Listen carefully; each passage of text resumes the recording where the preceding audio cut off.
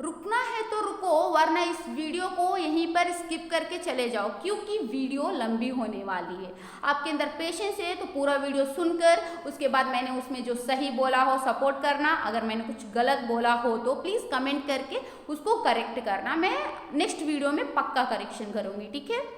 तो स्टार्ट करते हैं। हम लोग धर्म की बात करते हैं, जात पात की बात करते हैं, लेकिन आपने एक बात नोटिस किया है, हर एक धर्म में वो कॉमन है भाई।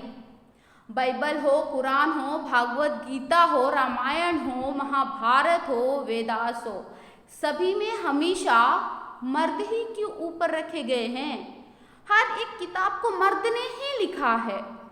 और हम मंदिर में जाएंगे तो वहाँ पर भी हमें पंडित जी पूजा करते दिखाई देंगे, शादी करवाते हुए भी पंडित जी दिखाई देंगे, और पंडिताइन जी क्यों नहीं दिखाई देती।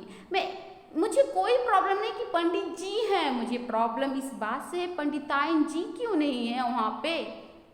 और अगर हम मस्जिद में जाएंगे तो नमाज पढ़ने वाला भी पढ़ाने वाला भी हमें कौन दिखाई देगा, मर्द ही दिखाई देगा। चर्च में जाएंगे तो उधर मेजर पावर पे कौन दिखाई देगा, मर्द ही दिखाई देगा। ये पैट्रियार्की आज से नहीं पहले से चली आ रही है, ओके, लेकिन हमने कभी भी नोटिस नहीं किया। वही दुर्गा पूजा होता है, जिस माँ का पूजा होता है, जहाँ पे महिलाओं को पूजा करनी चाहिए, मतलब माँ है यार, सबको पूजा करनी चाहिए, बट वहाँ पर भी पंडित जी रहते हैं।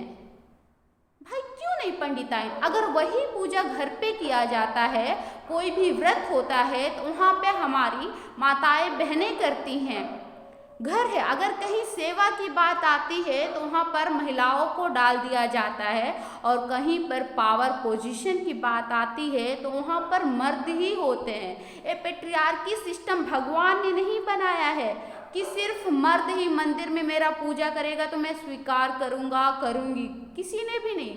क्या भगवान ने भेदभाव करने के लिए बोला है? महिला करेगी व्रत तभी घर में सुख संपत्ति आएगी, अगर मर्द करेगा तो नहीं आएगी।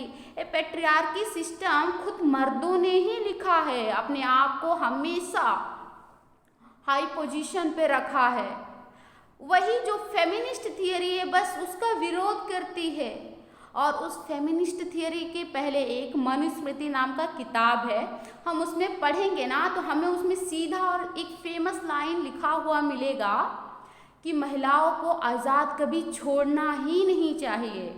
जब वो पैदा होती है तो अपने पिता पे डिपेंड रहना है, और जब जवान हो जाती है तो भाई पे डिपेंड रहना है, जब शादी हो जाता है तो अपने पति पे डिपेंड रहना है, और जब बूढ़ी हो जाए तो अपने बच्चों पे डिपेंड होना है। क्लियरली लिखा है कि महिलाओं को आज़ादी देना ही नहीं चाहिए। ये किसने लिखा? भगवान ने लिखा भाई। खुद स्वयं शिव जी माता पार्वती को काली बनाने के लिए उन्हें खुद का हक और खुद के लिए लड़ने के लिए तैयार करते हैं। वहीं पे भगवान श्री कृष्ण अपने राधा रानी को सिखाते हैं कि तुम महिला हो, इसका मतलब ये नहीं कि तुम अबला हो, तुम शक्ति हो। और वही हमारे समाज में पैट्रियार्की को ऐसे फॉलो करते हैं जैसे कि भाई मतलब महिला मतलब छोटा और पुरुष मतलब बड़ा। ऐसे किसने लिखा? भगवान ने बिल्कुल भी नहीं लिखा। एक बार सोचना, हम धर्म चिल्लाते हैं, क्या उस धर्म को हमारे भगवान ने लिखा है? नहीं लिखा है भाई। और कुछ लोग ये भी बोलते हैं पीरियड्स में हम नहीं जा सकते। क्यों नहीं जा सकते भाई? ये हकीकत है, आपका मन स्वच्छ होना चाहिए। मन स्वच्छ है तो एक कहावत है, अगर मन है चंगा तो घर में ही या गंगा। आई डोंट नो, अगर इस थॉट को आप जानते हो तो प्लीज़ कमेंट करना, और हाँ प्लीज़ सपोर्ट करना भाई। अगर मतलब मुझसे कुछ भी गलती हुई हो, मेरे को इतना कुछ नहीं है यार, मेरे दिमाग में जो कुछ भी आता है ना मैं सीधा आकर उसका वीडियो बनाती हूँ, क्योंकि ना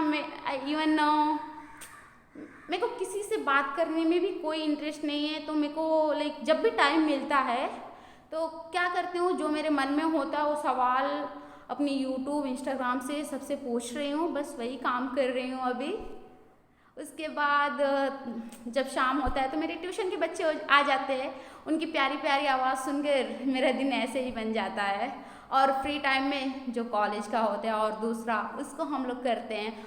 और जितना भी टाइम मैं यूट्यूब पे देती हूँ, मैं सोचती हूँ कुछ तो ऐसा कंटेंट हो जिसमें सही गलत का पता चले। So thank you so much.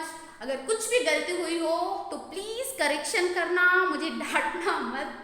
डांट भी सकते हो, भाई हो आप सब, डांट भी सकते हो। अगर सही लगे तो प्लीज़ सपोर्ट करना। Thank you so much.